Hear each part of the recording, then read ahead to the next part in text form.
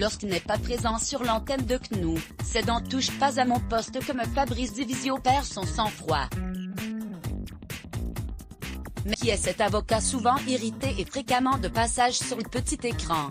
Ses coups de gueule sont nombreux et affirment sa présence médiatique, mais loin des plateaux télé, Fabrice Divisio est un avocat en droit de la santé publique expérimenté.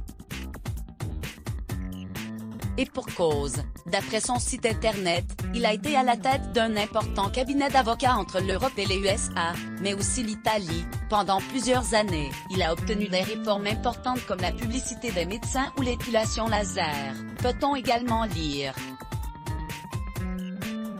Titulaire d'un master en droit public et en philosophie politique, il est, depuis 2003, l'avocat gérant de la CELARL, Société d'exercice libéral à responsabilité limitée, Divisio. Outre sa profession, Fabrice Divisio cultive une passion pour les chevaux ainsi que pour les voyages. Il se consacre également à la réalisation de documentaires sur les systèmes de santé du monde entier, selon son profil LinkedIn, des aventures dont il ne tarit pas d'éloges. Je suis allé à la rencontre des médecins américains, italiens, irlandais. Je fais des rencontres passionnantes d'entrepreneurs, de start-up qui vont révolutionner le monde de la santé de demain. Spécialisé dans la défense des professionnels de santé, Fabrice Divisio compte une figure controversée parmi ses clients, à savoir, le professeur Didier Raoult. Et tout comme l'excentrique microbiologiste au franc-parler acide, il agite la chronique avec ses coups d'éclat. Qui si prototypique de l'antenne de CNU à Touche pas à mon poste, Fabrice Divisio fait preuve de peu de patience face à ses interlocuteurs, quitte à sévèrement les irriter.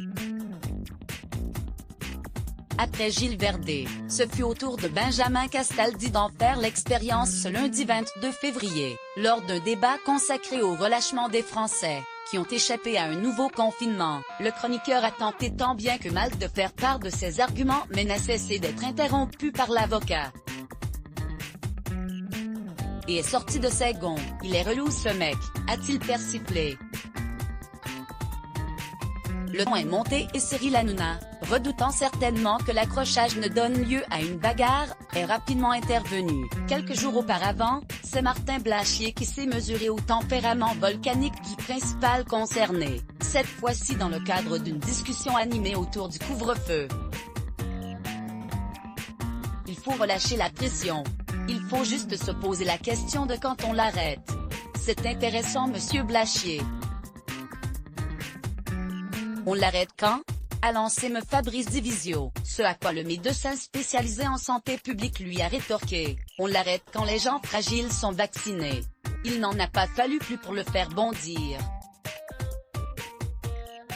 Crédit photo, capture C8 Let's Block ADS. Why?